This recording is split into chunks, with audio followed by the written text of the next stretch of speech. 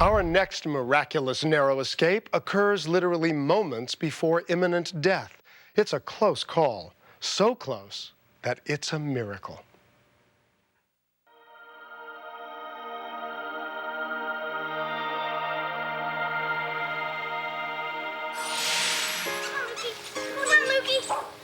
On the warm summer day in 1995, Shauna and Wally Lukish were enjoying a typical 4th of July with their twin sons, Chris and Wally.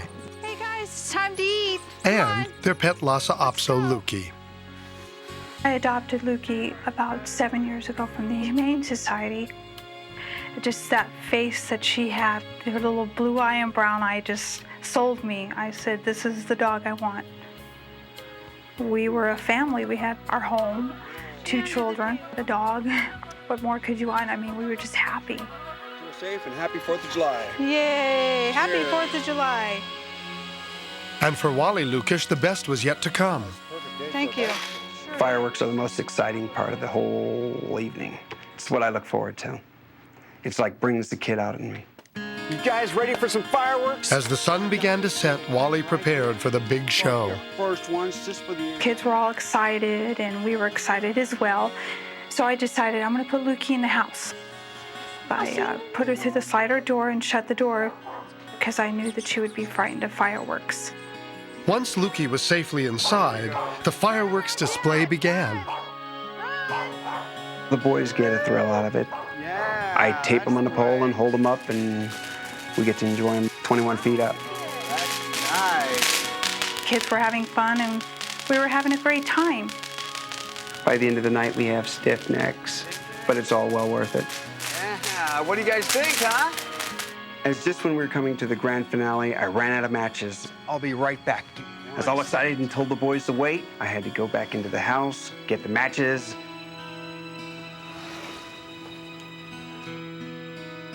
And I ran back out. We lit the grand finale and Awesome. went on with the evening as planned. That's a nice shower. Check it out. I like it. Woo! That was awesome. After the fireworks were finished, I started putting stuff away. I went towards the slider door and I said, my goodness, this door is open.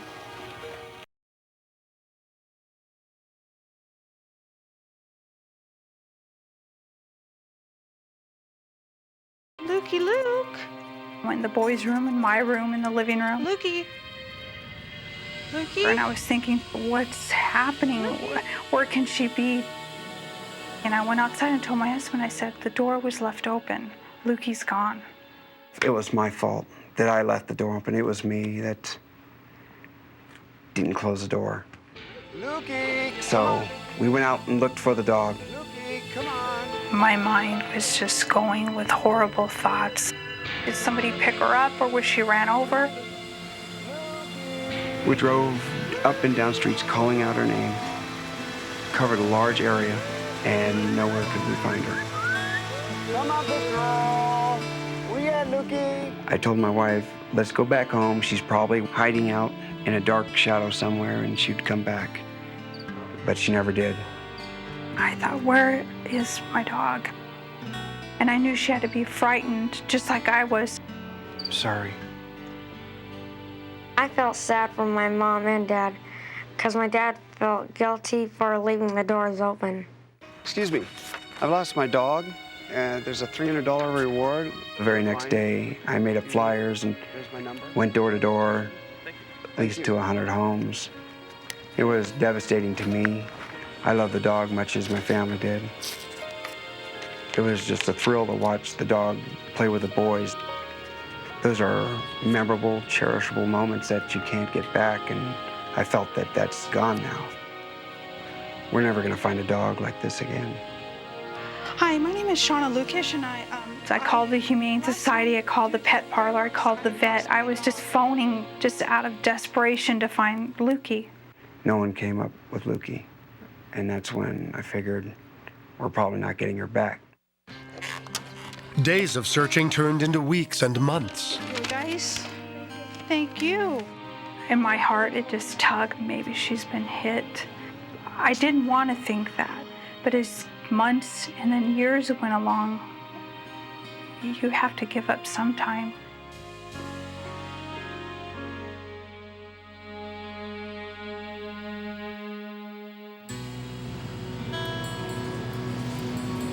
It was an early afternoon in May of 2001 when Jaime Meraz of the Los Angeles County Department of Animal Care and Control spotted an unusually mangy animal. I was on my way to a call, and I observed this dog that was wandering around in a parking lot.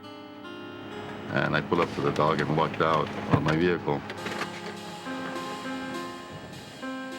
Come on, puppy. Normally, Come on. animals like this run from you because they've been out there so long. They're kind of street smart. What are you doing out here? When I picked it up, I noticed how matted it was. The hair was all in knots and full of stickers. I didn't really know where it was or where it was going. I'm surprised that it got to this location without getting run over. When you bring a dog like this to the animal shelter, he would be put to sleep because nobody really attracted to an animal like this. Jaime drove the dog to the Los Angeles County Animal Control Center in Baldwin Park, California. Sergeant Eileen Hill supervises all operations at the center. The dog was dehydrated. She had a lot of fleas and ticks on her. She's full of oil. She'd obviously been sleeping under cars by the way her coat was. No one's looking to adopt a new pet that looks like this. Most people want a pet that they can have around for a while, where this dog is going to be slowing down. They want one that's going to be running and chasing the frisbee and going on jogs with them and riding the bike. After 6 days in the LA County Kennel, the Lhasa Apso was scheduled to be euthanized. No one had expressed any interest in her. Her owners hadn't come forward to claim her, and she didn't appear to be something that someone would want to place into their home.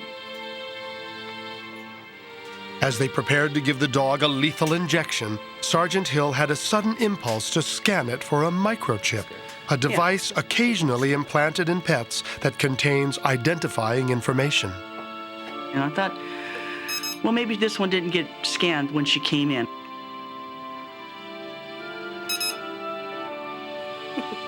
She has a microchip. I was really surprised to see she had a microchip in her. I didn't think anyone cared about this dog. She definitely looked like she'd been uncared for, and the first thought was that they didn't want her anymore. And at that point, I have to go to my computer and tell it, find the owner. Tell me who this dog is. Sergeant Hill checked the computer and found that the Lhasa Apso belonged to Shauna Lukash. 35 miles away, the Lukash family was about to receive a miraculous phone call. I'll get it. Hello? Yeah, this is Sergeant Hill with LA County Animal Control. We have Lukey here. You have Lukey? Yes, we do. My heart dropped. I said, oh my God. Hold the dog, don't do anything. He said, she's been missing for 5 years. I said, oh my God. He said, we'd almost given up. He says, my wife is going to be so excited. Hold on 1 minute, please. They have Lukey. Hello? Yes? I said, do you really have my dog Lukey? And he said, yes. And I said, please, please, don't euthanize her. We're coming down. I was crying, of course. I finally had to tell her, if you don't stop crying, I'm going to hang up. I said, you've almost got me crying. I've got an office full of people. I need to go help after you. I said, you got to stop crying.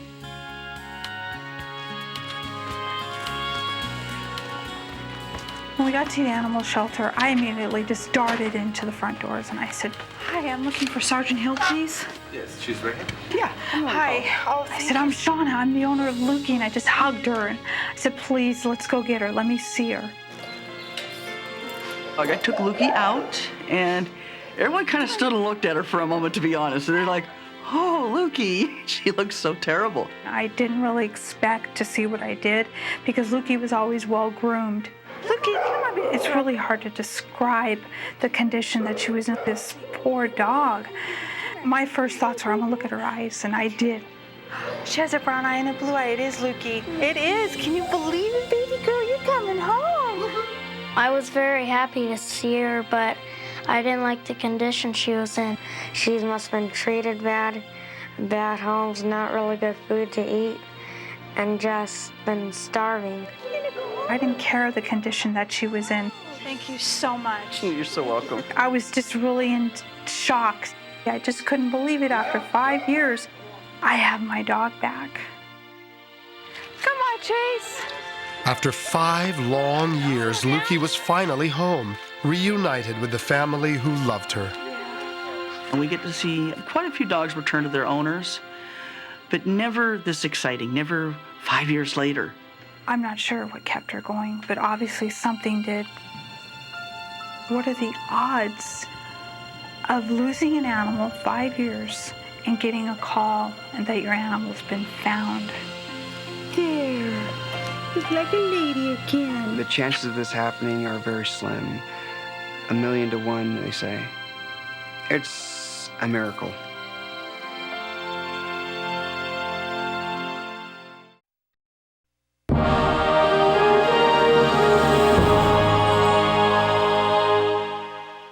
We end tonight's show on a sweet note. You've probably all heard stories about the kitten trapped in a tree and the fireman who rescues it. Well, we have a firefighter who goes the extra distance to save a kitten's life, and in the process, performs a miracle.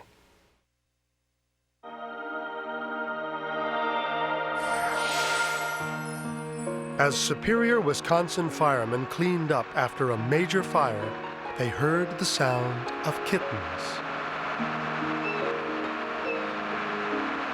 One of these kittens was in bad shape, showed no signs of life at all. No one had been injured in the fire that day, and Lenny was determined to keep it that way. He immediately began working to save the kitten's life. But firefighter Jim Laoconon had his doubts. I thought, I don't think this is gonna work. But Lenny refused to give up and began CPR. Based on the knowledge that I have for our fellow man, I used lighter breaths of air, lighter compressions on the chest, and watched for an air exchange to see if I could get some air to come out of the kitten's lungs.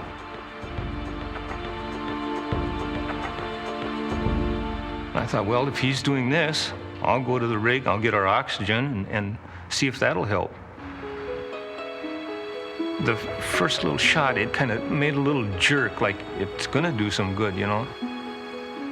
But the reaction appeared to be involuntary, and the kitten continued to refuse to breathe on its own.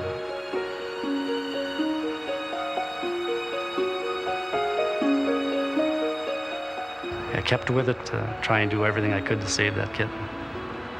I started stimulating the kitten's spine by rubbing my fingernails on it to try and introduce some kind of pain or stimulus to make the kitten respond. And then Lenny would give it another little breath, and then we continued to do this procedure for what seemed like forever. I had to go back to my rig, and then Jim came over. I figured, well, he's been there a long time, so we traded jobs just to, share in the responsibilities of what was going on. I was a little concerned that we might blow too hard into the poor little animal and hurt him, but Lenny was real gentle and real careful. Lenny's job was to save lives, but this one had a special meaning for him. I've had pets all my life, and I know how important it is to have a pet and to lose a pet. After 12 to 14 minutes, the kitten started moving its legs, taking breaths of air, the eyes opened up, and I started to think to myself, hey, this is great. There's a possibility that we're going to save this kitten.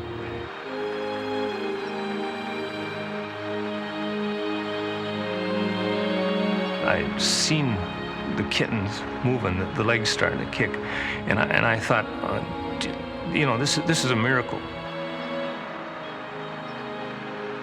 And the miracle has a doubly happy ending, for not only did Lenny save a life, he found a new friend for life. Lenny adopted the kitten and named it Smudge, fireman's slang for small fire.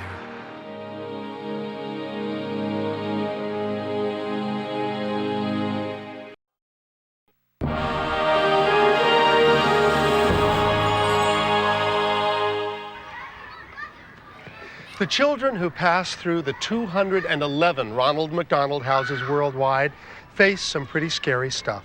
painful medical procedures, strange, unfamiliar faces, and too much time away from home.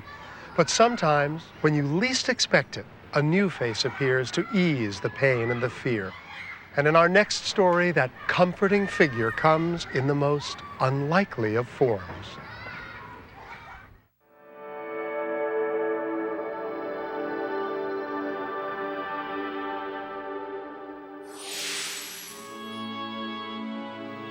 As a young girl growing up in the Midwest, Lori Seamark developed a close and loving relationship with her younger cousin, Joe. When he was about 4 months old, he suffered significant brain damage, and it left him with multiple disabilities. So growing up with him introduced me to the world of people with disabilities and people who are different. Joe was never far from Lori's thoughts as she left home to attend UCLA and began studies that would eventually lead her to a career as an art therapist. My first year of college, just living in the dorms, I really missed things that were home to me. One of those things was a family pet. And so in her second year of school, Lori decided to get a dog that she could call her very own. I went to the Irvine Animal Shelter, and they had a whole bunch of dogs to choose from. Oh, look at you! I found this beautiful little 1-year-old beagle girl, and her eyes were just huge, and she was just so hopeful, and I fell in love with her right away. You're doing so good. Lori named her new companion Danny. Yeah. Danny and I quickly became inseparable, and she went with me absolutely everywhere. Can we pet your dog? She'd let anyone in the world pet her, and she was just really great and affectionate with people. She's a beagle. When Danny met little Joe, their natural chemistry sparked an intriguing idea. Danny quickly became attached to Joe and wasn't at all intimidated by any of his disabilities. And my aunt suggested that Danny become a therapy dog because she was so comfortable with Joe. I knew right away that she was absolutely right. I knew that Danny could do this. Danny, come here, girl, come here. In 1994, Lori and Danny enrolled in a therapy dog school and together went through 16 weeks of training. This was the first time that obedience was taken seriously between the two of us. Stay. Good girl. But with a lot of practice, she got the hang of it and was able to pass her tests with flying colors. Soon after, Lori also passed her tests and graduated with a master's in art therapy. Are you all ready to go to work, huh? You ready to go see the kids? Yes? And in June of 1997, she was offered a position at the Cedars-Sinai Comprehensive Cancer Center in Los Angeles. Good girl. Hi, guys. Danny was a great tool to me in helping me connect with a child, especially a child who was new to the cancer center, was coming in with a brand new diagnosis, feeling very overwhelmed, very afraid. She was great at breaking the ice for me. One of the children that Lori and Danny came into contact with was 10-year-old Nick Johnson, recently diagnosed with lymphoma. When I first found out I had cancer, I was like silent. I just couldn't believe that this was happening to me. How the heck did I get cancer? For Nick's mother, Connie, checking him into the hospital for treatment was heartbreaking. In the beginning, Nick was very scared. You see other kids walking around that are bald. You see people crying. It was very scary. Because Nick's treatments were so intense, the Johnsons had to find a place to stay close to the hospital. The Los Angeles Ronald McDonald House welcomed them with open arms. The staff at the Ronald McDonald House is very comforting, very welcoming. The Ronald McDonald House is awesome. I don't know who thought of it, but that was a good idea. After his initial surgery, Nick began an aggressive chemotherapy regimen, and Danny was there for him just when he needed him most. Hi, Nick. I have a special visitor for you. Danny! When I got Danny, I was like on top of the world excited. I had just won $10 million billion zillion dollars, and it wasn't dollars, it was Danny. Definitely, it was easier for Nick to go to the hospital after he met Danny. It's gonna have a little sting after it. Okay, that's the numbing medicine. When she helped me with my spinal taps, it made it a lot easier on me. Count to 5 now and that sting should go away. And I wouldn't have to think about the needle being stuck in my spine. It gave me a lot of, I'm gonna get through this. I will get through this no matter what. We could play dress up. She has some clothes. And even though they weren't doctors, Lori and Danny provided the best medicine of all, laughter. Danny could easily be transformed into about the silliest looking dog around. It was great for me to see the difference that it made for the kids. I did forget about my sickness. I was having fun with Danny. Forget I had an IV in my arm or something like that. I just forget about it all and get to play with Danny. Now, Danny's life was about to take an unexpected and ironic turn. On one of our routine Thursday mornings, getting her ready to go to work, I was washing her down and I felt this strange lump on the back of her leg. I thought, it's not supposed to be there. What is that? Yeah, Danny has this really unusual bump on the back of her leg. I called Dr. Weldy, and he said, why don't you bring her in so I can check it out? And that was on a Thursday, and her appointment was for Saturday. By the time we got to Saturday, it was like she had a golf ball on the back of her leg.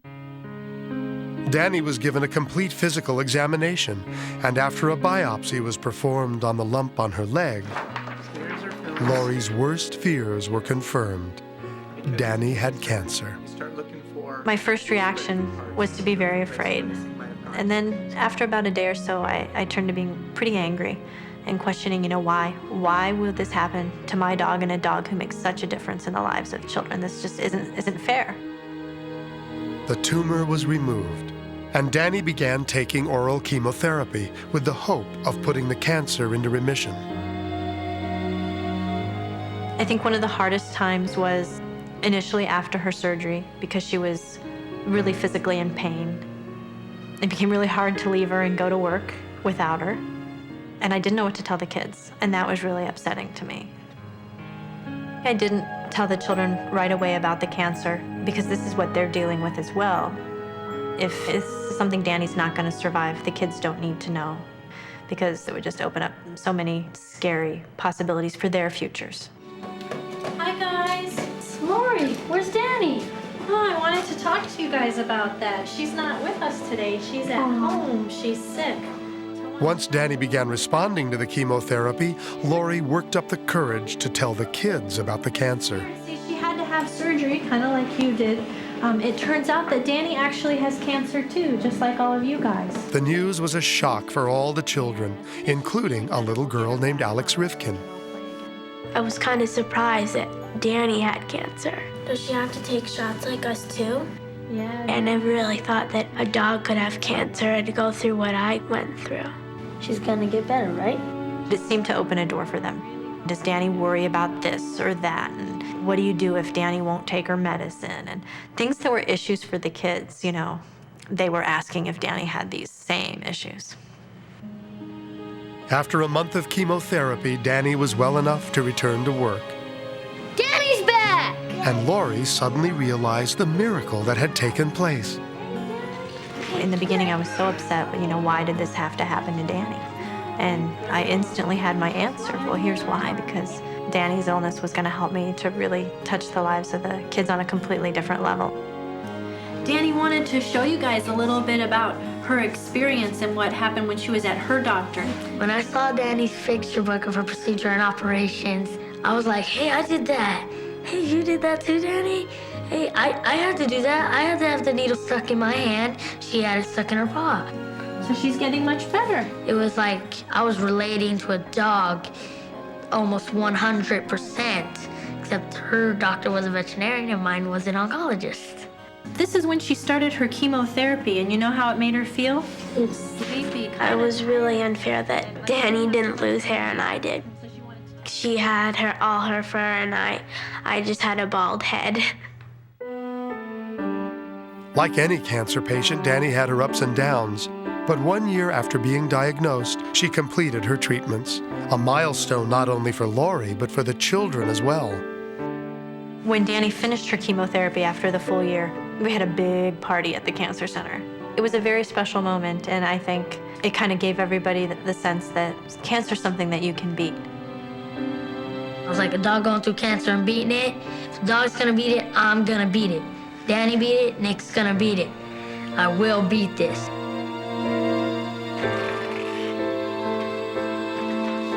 Following Danny's lead, Nick made good on his promise. His cancer was now in remission. And although leaving the hospital was easy, it was difficult to say goodbye to Lori and Danny. Thank you very, very much. I said thank you for always being there for me. They were always there for me. And just because they hugged me, they gave me kisses. When I was feeling down, they made me feel happy. The Lord put a lot of things in place so that we would make it through this. And we definitely know that Lori and Danny are two of the things he put in place for us. Look at you. Her journey from the little pound puppy with the big brown eyes who just wanted a home to this dog who overcame an illness and touched the lives of so many kids in the process. For me, it truly was a miracle. Danny's back! Hi, everybody. I missed you. Say hi, Nick.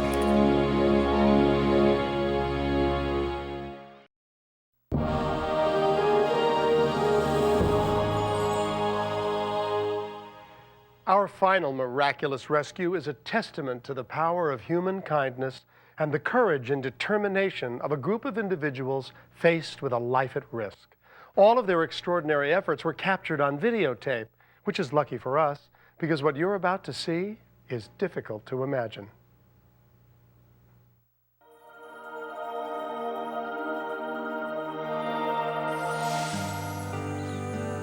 Brookhaven is a 200-acre resort located in East Tennessee near the Smoky Mountains in what is known as horse country.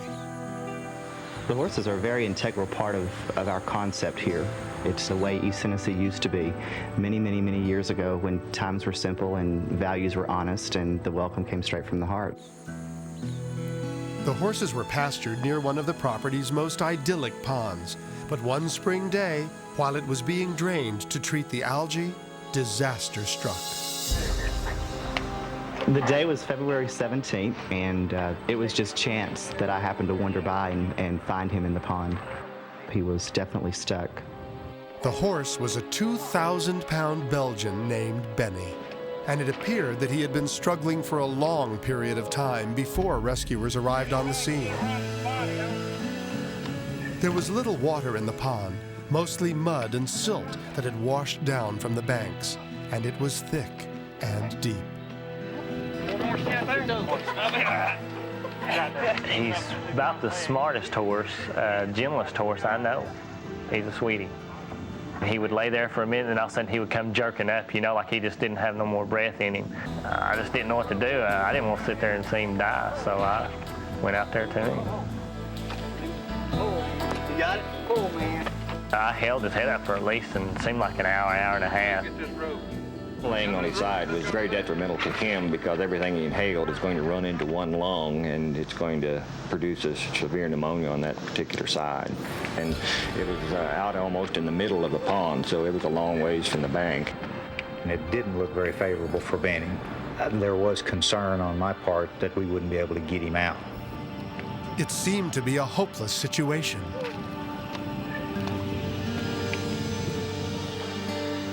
We were donated some plywood by Seymour Hardware, and they laid that plywood out there, and we could walk all the way out to him to where we could get some ropes around him. Veterinary doctor Sam Lyle tried to tie the horse's legs together to stop him from kicking and injuring the rescuers. His feet were folded in underneath his entire body. Nobody's arms were long enough to attach the rope to the hooves. We're going to have to get it over his back, or he's going to come right out of it. He started doing a lot of jerking, and he was getting deeper and deeper to where we couldn't even get a rope around his chest. Get one more down here beside It was very cold, definitely freezing temperatures, and the water and the mud made it even colder. We got the ropes, tried to pull. The method that they were approaching it was not going to get the horse out.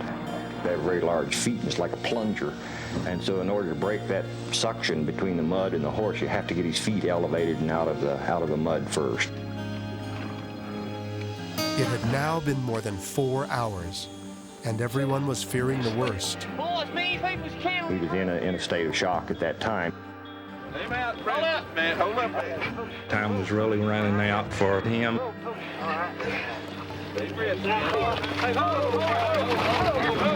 Fortunately, Benny sort of did a fish-like movement with his rear legs. We asked people to pitch in and grab the ropes. It didn't really matter what their manner of dress was, male or female, young or old. They grabbed it and just started tugging away. Keep going.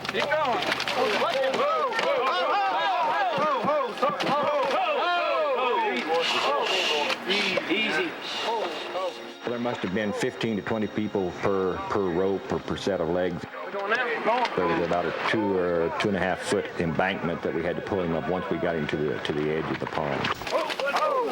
Come on, buddy. We had to get some fluid into the horse because the horse was not doing that well from all the strain and the stress of getting him out. We'll get back here, we'll try to get a big catheter and have enough to get one shot. We had a 2,000-pound horse on the bank on his side, and he didn't really appear to be able to do anything. We simply gave him time to rest for a period of time, and he was quite content to do so. And after we'd run him 15 or 20 liters of fluid fairly quickly, his blood pressure started coming back up a little bit. There was considerable concern that he was just too weak, that he would not be able to stand up.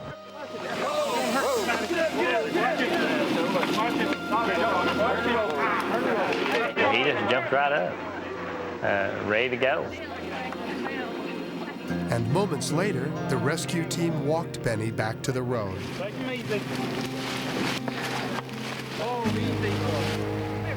To see such a magnificent animal as this draft horse walk toward the barn gave us a great feeling of relief, and I think the best thing was we was able to accomplish a very difficult task that no single person could have done alone. It was very, very cold, and everybody was muddy, but the whole community, I think, was happy, certainly, that it ended well. Within a week's time, it seems that he was completely back to normal. Benny's doing great, and he's back to work, pulling the carriage full time. Another living example of the miracle of human kindness.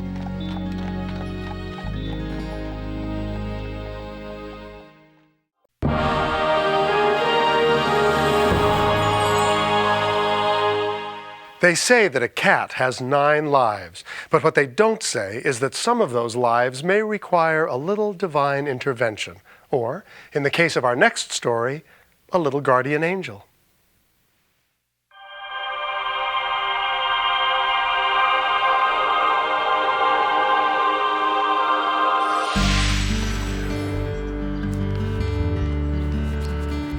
From the outside, the Pitts family home in Waterbury, Connecticut may look like any other, but inside it's anything but normal. In fact, it's more like a zoo.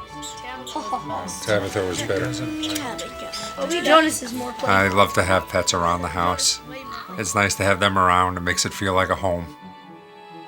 The animals seem to just show up here. It's like I have something on my head that tells them to come here, or it's like a radar.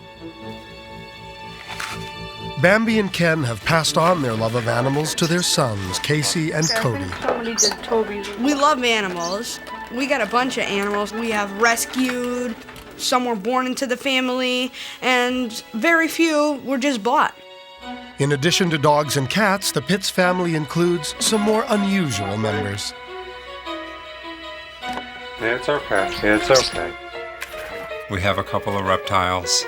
We have a pair of newts. And then you have the turtles, the prairie dogs, the hamster, the rat. Chinchillas, ferrets, different birds. I know, and a partridge in a pear tree. A little bit of everything. Did you have a good sleep? You need your nails clipped. Look at you. I think animals are special. I think they're here for a reason.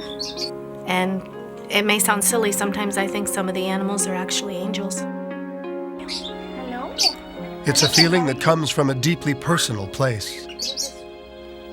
A few years back, I could see from the window that Cody was about to cross the street, and coming around from the corner, there was a car coming pretty fast.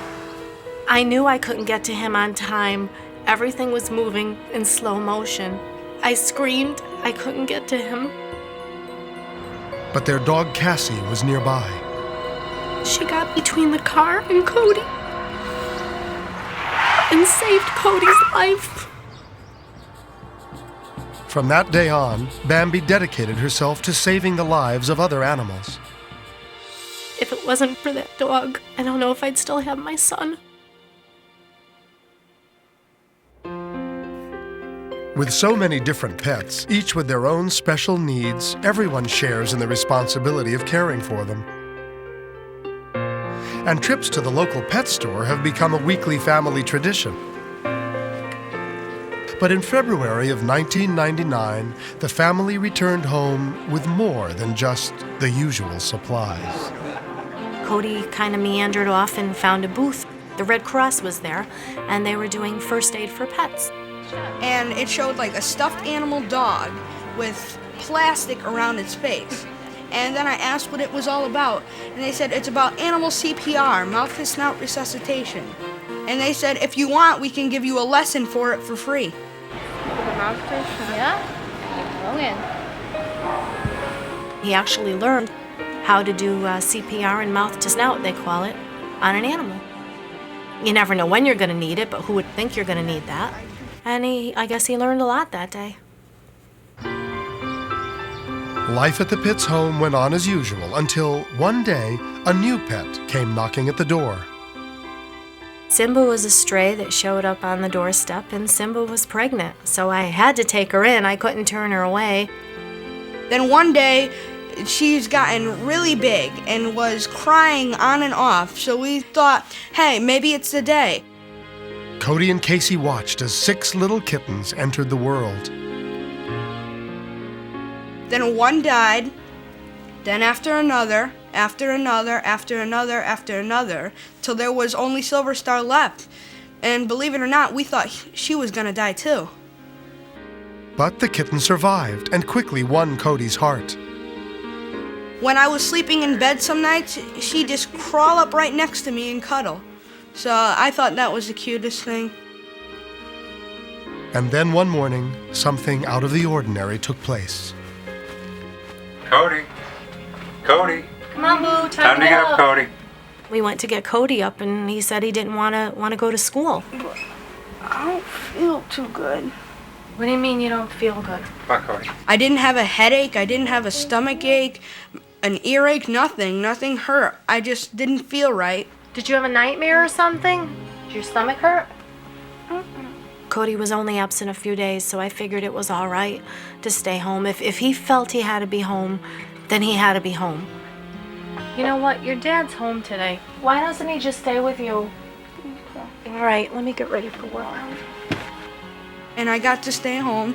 I stayed around, I played some games, played with the animals, watched TV, just had some fun. And I see Silver Star just laying on the bed. It's like she was sleeping. I thought it was so cute. I went over, started petting her, and said, "Hey, Silver Star, wake up, it's me." Come on, kitty. And then after a while, she didn't wake up. Kitty. And I was shaking her, wondering what happened Right to here. her. Dad! What's the matter, Cody? I heard Cody yell, "Dad, Dad, I need your help." Kitty! He sounded kind of scared, so I knew something was wrong. What's the matter, Cody? Kitty won't wake up! I walked into the room, and the kitten that he was playing with was limp. And at that time, I saw that the kitten was in trouble. Do something! I don't feel a pulse. Hold on, let me get my stethoscope. Cody hoped his father's training as a paramedic would save Silver Star's life. Knowing that the rest of the litter had not made it, I felt that maybe there was something wrong and that this kitten wasn't going to make it. So I went ahead and I grabbed my stethoscope, brought that into the room and listened. and I couldn't hear a heartbeat. I don't hear anything, go. No, kitty! He's gone. So I told Cody that this kitten is gone off, and he's gone off to heaven. He's died now. I wouldn't accept it. I was crying, please, God, help me. Don't let her die. Don't die, kitty. Without thinking, Cody launched into action.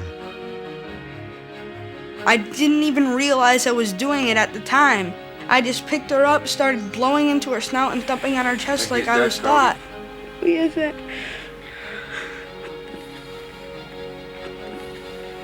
And after about 45 seconds, the kitten made a couple of coughs and came back around.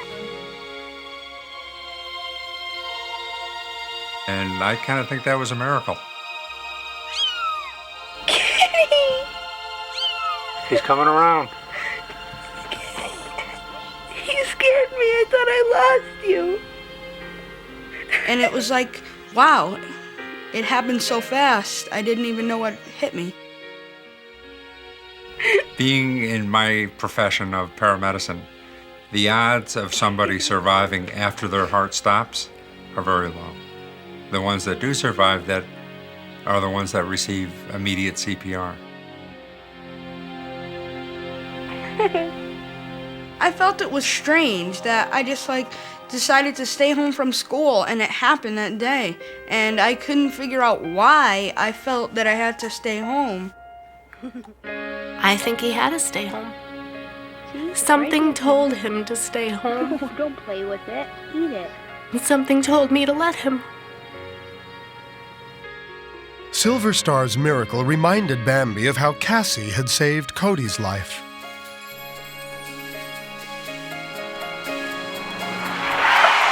Maybe he was meant to save the cat because a dog saved him a few years before. Cassie had been Cody's guardian angel, and now Cody was Silver Star's. Whoa. I know Cody would do anything to help anybody or any living thing. Funny little kitty. In my eyes, he's a hero. I mean, life is the most precious gift we have. I think Silver Star was meant to survive for a reason that maybe we don't know yet. Of all the angels living with the Pitts family, Silver Star still has a special place in Cody's heart. She is my favorite. After I saved her life, she's been so friendly to me and everybody else, even the other animals. Like, you know how dogs and cats are usually enemies? She's nice to them too. You can put a bird on her back and she wouldn't care. She's just completely nice to pretty much anything that moves.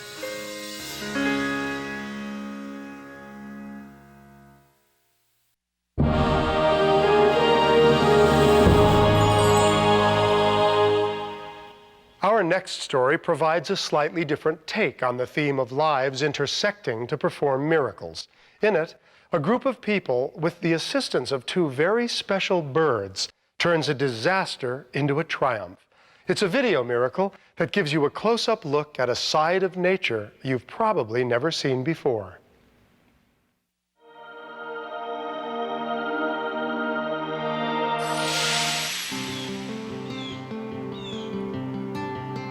The tall trees of Lake Seminole, Florida, have been home to the American bald eagle for as long as local residents can remember. I couldn't fail to become immediately attracted to these birds because they're just magnificent. Jay became particularly interested in one bird and eventually tracked it to its nest. And there she was, sitting on eggs. I mean, everything was set. I had gone late afternoon and she was fine. She was all hunkered down in her nest, one beady eye looking at me. And I came back the next day and there was no nest tree. Instead, Jay found that vandals had cut down the tree, apparently in an effort to destroy the nest. I was very angry. It's like having someone attack a friend, and you get really mad about it. I ran to the nearest phone and called Tony. Well, we went to the site where the nest had been standing, and sure enough, underneath all the debris and rubble and tree limbs, there was an egg that we salvaged. and we didn't really give it much of a chance for success because it fell about 75 feet from its nest and laid on the ground for an entire cold night. Tony rushed the egg to the Florida Audubon Society Center for Birds of Prey. Using a stethoscope, we could hear its little heartbeat. So that was very exciting to know that despite all it had been through, it was still alive. But they were still concerned. Even though the chick had somehow miraculously survived, it was just days away from hatching and might have been severely weakened and harmed by the cold. That's when they turned to two permanently injured eagles at the center who had been trying unsuccessfully for several years to mate.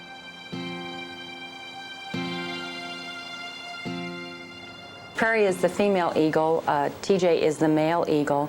They're both in their mid-teens, and each bird has been in captivity since they were very young because of their injuries. The male lost a wing by colliding with a power line, and the female lost her wing as a result of infection from an arrow injury. And we felt that they certainly deserve the opportunity to be an eaglet parent.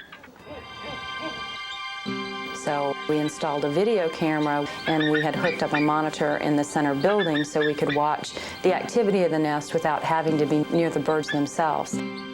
We didn't want to disturb the adults. We didn't want to do anything to endanger the chick's life.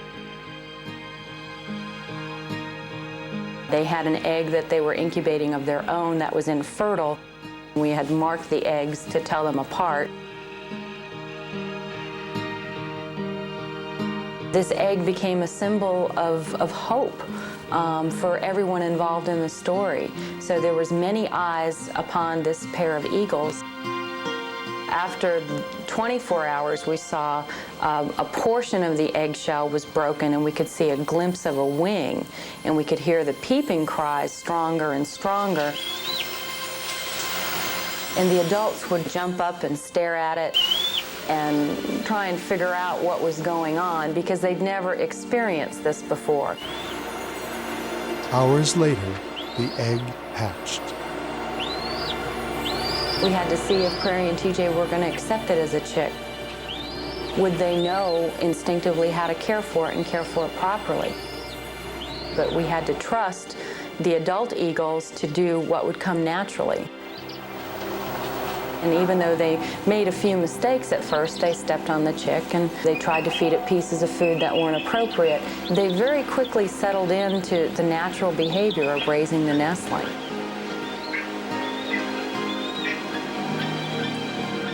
Nothing grows as quickly as a young eaglet.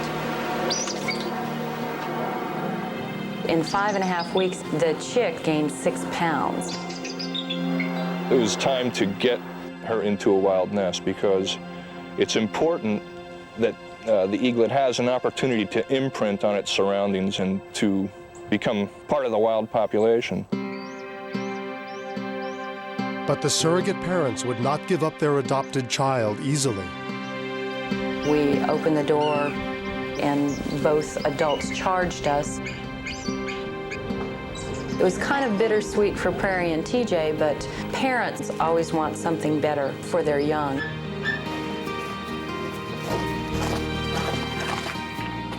They were wonderful parents.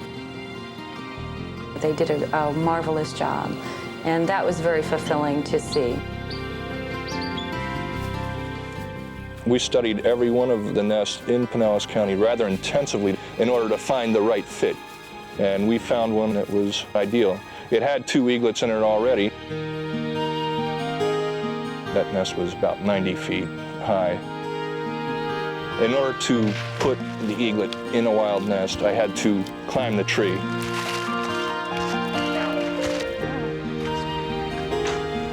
I had fixed up a luggage bag that was padded.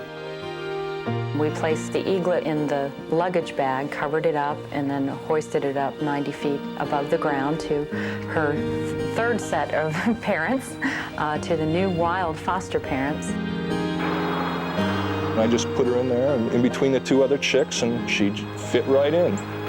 It's a perfect age match. Woo. Score 1.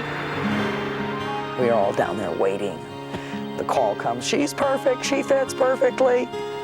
And so that was it. Oh, Great job. Thank you. Great job, Tony. I don't get emotional about this stuff, but when I took that eaglet out of the satchel and realized that that was the same egg that we picked up about 5 weeks earlier, and we were now putting it back into a wild nest, it hit me as being quite a remarkable occurrence. And as everyone knows, a remarkable occurrence is just another way of saying it's a miracle.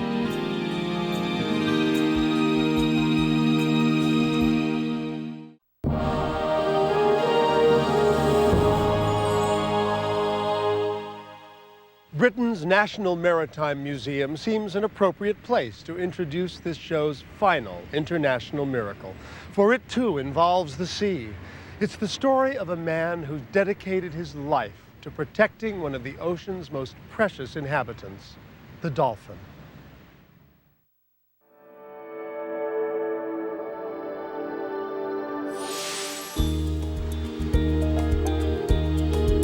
Dolphins in their natural habitat are a wonder to behold. They are smart, personable, and happy creatures. And this is why when animal advocate Richard O'Barry learned that a dolphin was being tortured and abused in an amusement park in Santos, Brazil, he decided to do something about it. I got a call from the World Society for the Protection of Animals telling me about a dolphin by the name of Flipper that they acquired from the court system in Brazil. And he'd been in isolation in this tank in substandard conditions for about 8 years. I was hired to release Flipper back into the wild. Richard consulted rescue volunteer Miriam Hanneman, and together they made the journey to Brazil. Saw Flipper for the first time and I was absolutely shocked. This is unbelievable that this animal is still alive. The filter plant had been shut down for a long time. The water was absolutely filthy. His skin was falling off. He was smashing his head against the concrete wall. And he would come up and his nose was all broken, cracked up, bleeding. I remember while I was filming, I was crying. Miriam's daughter, Mahalia, and Miriam and I spent many, many hours swimming with Flipper, just making friends, looking him in the eye, letting him know that you don't have to do this job anymore. You're about to retire. Well, the first thing we had to do was follow some very strict scientific criteria. We had to do this very safely. It's not just about setting him free. It's a team effort. It takes lots of people. Sustained observation is the biggest part of it at that point, making sure his swimming abilities are okay, that he can catch fish, that he can use his sonar properly, that he's mentally healthy. All of these things are very, very important. There was conflict, of course, because this animal was making money for some people. And I was told by the man who was holding Flipper, he looked me right in the eyes and said, "This dolphin is never going to leave here alive." The only way to protect Flipper was that there was somebody being there day and night. So we had guards all day, all night, just watching him. For 3 months, we were worried day and night. Because we were in love with this animal and very close to this animal, we were trying not to put our heart too much into it, which we did. We wanted to show people that dolphin rehabilitation works. We had to pump all of this filth out of the tank. Then we put some shade up so Flipper could get out of the broiling sun. We had to do some recordings.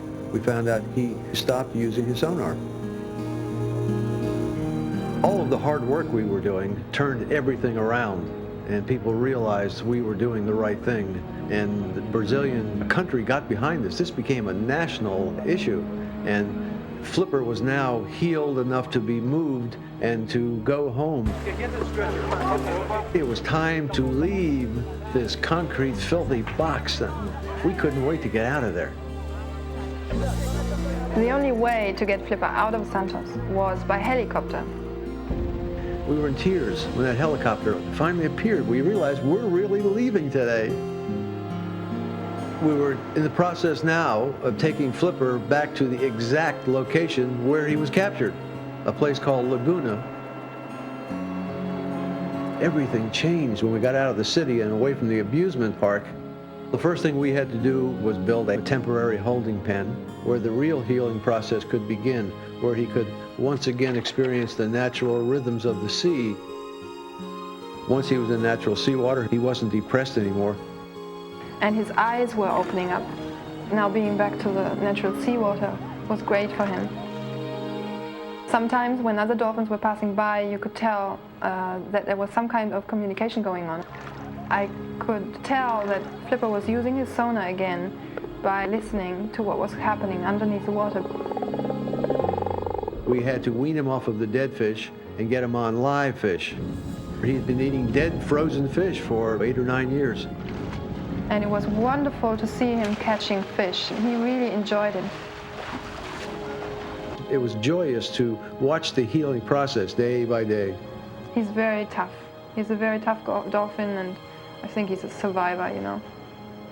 He has shown us. And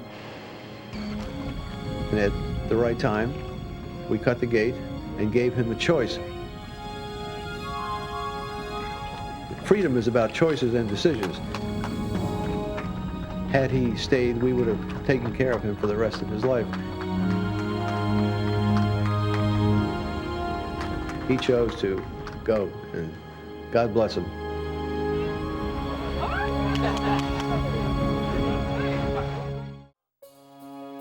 Well, that's our show for now.